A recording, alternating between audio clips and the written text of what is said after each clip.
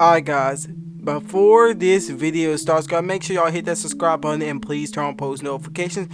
I promise you guys aren't going to want to miss another Splash NBA guide video. And this fact, and this will please help out the YouTube algorithm. So, with all that out of the way, let's get into it. So guys, the Sacramento Kings are maybe one of the most confusing organizations to me, and the most boring NBA organizations by a fact. Like, they have no MVPs to their names, maybe a couple most improved player awards or defensive player awards, but to me, besides the Pelicans, they are the most boring. And I feel bad for the fans themselves and the coaches who try to change the organization to make them a good situation, as the Kings themselves have not been in the best situation you think they would be in after losing Chris Webber, after losing the coach that got them to the playoffs. Because 2 years ago, the Kings had hired Luke Walton. 2 years later, they have now fired Luke Walton, which a move I don't see as changing anything in the organization really much. I mean, I get why, but at this point in time, did it make sense to do it during regular season instead of before the season started? I mean, they did get off to a hot start with him as their coach, and then kind of slipped up, but I don't think this was really going to change anything for the Kings themselves. Like, I don't think, I mean, for instance, Luke Walton isn't the best coach, but he isn't even a good coach. I mean, he kind of limits his young players' abilities. Look what happened to Butler Hield. He will more likely limit young players' abilities, but that doesn't mean he wasn't really doing anything. And the Kings have made Alvin Gentry their interim coach, which I think may be a full season thing. And I hate saying he's not been a bad coach when he was coaching the Pelicans. Like, he didn't even get a technical half of a year with Zion Wilson. Got half of a year with Zion Williamson. And he's not going to get half of a year with the, Sacramento Kings. But them trading away Bogdanovich was a bad move. Well, letting him go was a bad move. And the Kings fan base themselves, I feel bad for, because number one of all, they have had every superstar player come to their draft picks, but they never drafted them. They let players like Bogdanovich go. Klay Thompson, Damian Lillard, Stephen Curry, players like that were on their list they could have drafted but let go of. Trae Young, Luka Doncic, again, they let go of. And the Kings organization has not been right ever since those moves. And I feel bad again for the organization fans.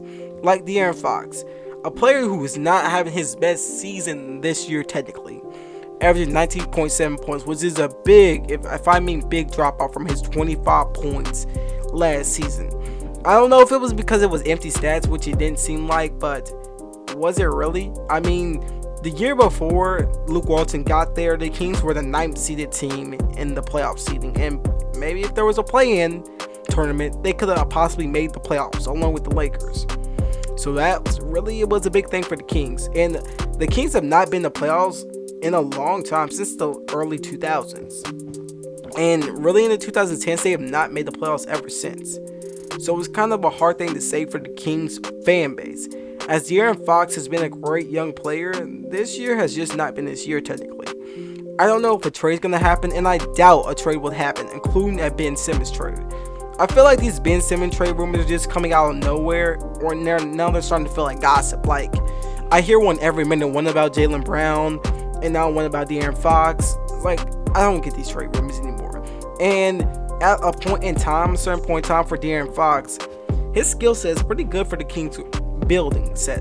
Him and, Tyrese Halliburton can be a great 1 and 2, but maybe one might have to go for the organization to go the way they want to go. De'Aaron Fox can be a great number 1 or number 2, but I feel like really the problem is he hasn't technically had a full team built around him. And that's been the thing for the Sacramento Kings organization themselves when they had great players on their organization. I mean, I'm literally saying the Kings themselves have not really technically used what they have for De'Aaron Fox, the fastest point guard in the league, have not technically done anything with him in his whole NBA career. And this is just a true fact here, that this is maybe De'Aaron Fox's worst season yet. And maybe he may change his turnaround. Maybe he may go back to averaging on 21 points a game, which I could actually see.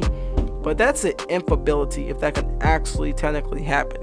It would be a surprise, but it could actually happen. And just looking at the Kings teams throughout the years from the 2000s, from the Chris Webber era where they actually got robbed of going to the finals, to the DeMarcus Cousins sad era of Sacramento, to this era, like, nothing has technically changed for the Kings. And Really, Tyrese Halliburton has been the bright, and De'Aaron Fox have been the only bright spots part of the future of the Sacramento Kings.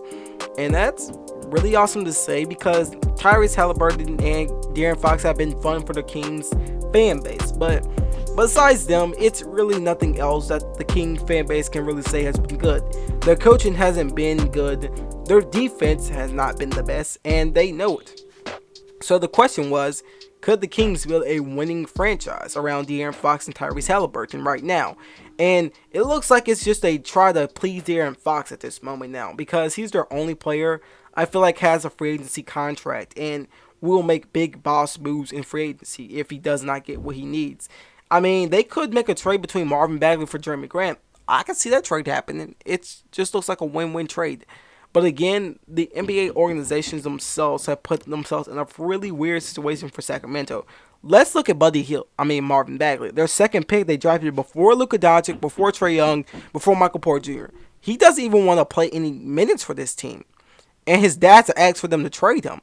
So that's a weird situation also. But let me know what you guys think down in the comments down below. I'll see you guys next time.